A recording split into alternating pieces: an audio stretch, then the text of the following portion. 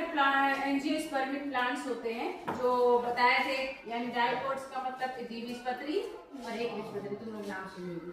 तो सिर्फ लीफ जो रहेगा, सिर्फ तुम्हारे पास लीफ रहेगा, तो कैसे पहचानूंगी ये डायकोट्स है या मोनोकोट्स है ना। तो देखो ये पहचानने का एक तरीका, इसको जब हम लोग फाड़ेंगे, तुम फाड़ो इसको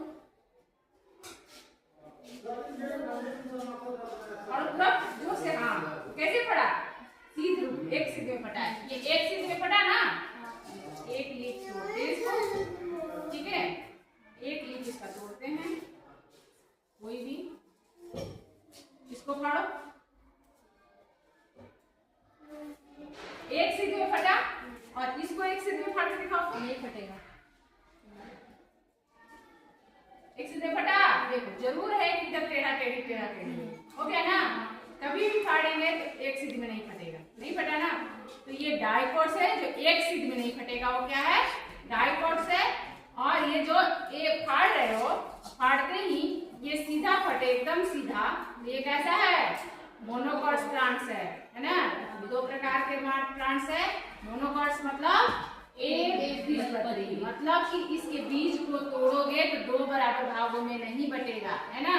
सिर्फ तना पेड़ देखकर बताना होगा, दूसरे तो कैसे बताओगे, ये सीध जाएगा सीधे। इस प्लांट्स के क्या बोलते हैं, स्टेम में ब्रांचेज नहीं होंगे, है ना। और इस प्लांट्स के स्टेम में क्या होंगे, देखो ये स्टेम है, इसमें ब्रांच लिखा हुआ है ना, देख के बता सकती हूँ, लेकिन सिर्फ कोई लीफ ला करके दे देगा तो ऐसे फाड़ कर देख करके समझ आ गया इस बात को।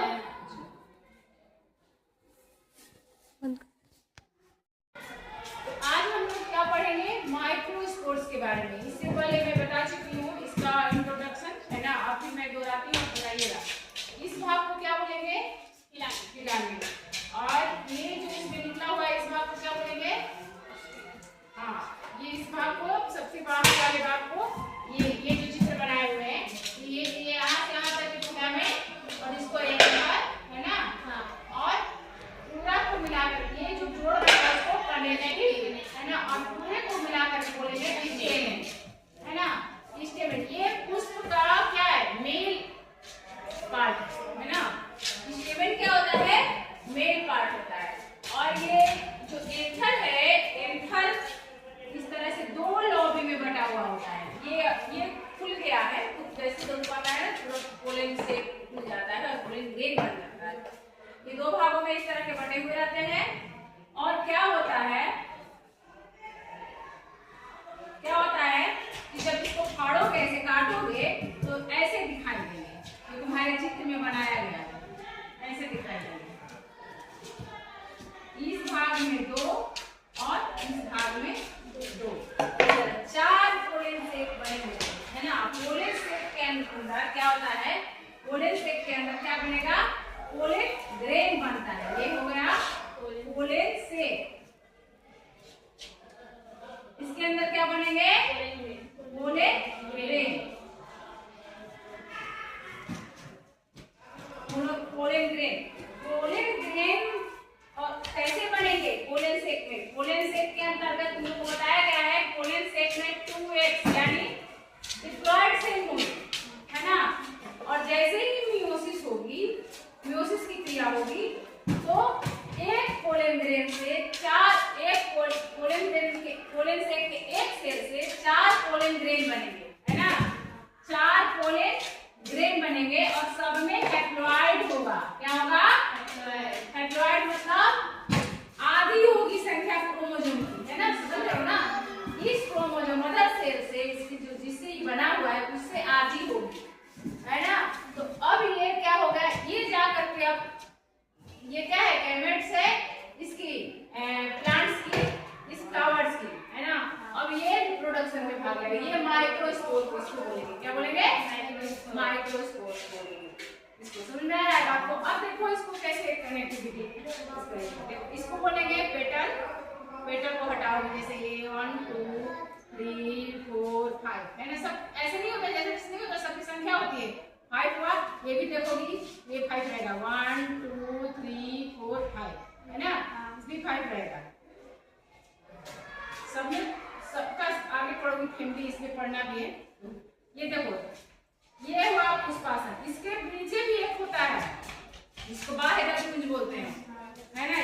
वाइट है ना। ये हुआ पुष्पासन।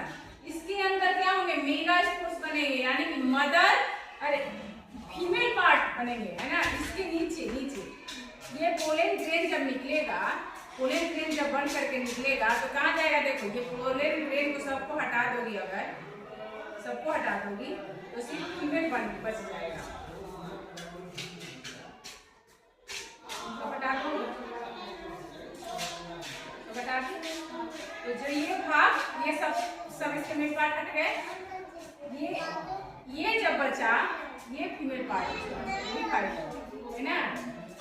और इसको ये पोलन ग्रेन जाएगा इस पे मक्खियों के द्वारा, चाहे जो उसके द्वारा, किसी भी हवा के द्वारा, फ्लावर में अलग लग जाता है।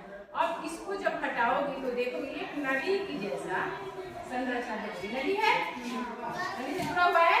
इसी नली में क्या होता है, देखो इसमें लगा हुआ है ना, ये फीमेल पार्ट का है ना। ये नली के द्वारा वो पोलन ग्रेन कहाँ जाएगा, अंडे के पास, मेगा स्पोर्स के पास। मेगा स्पोर्स कहाँ बैठा है, इसमें बैठा है ना, देखो।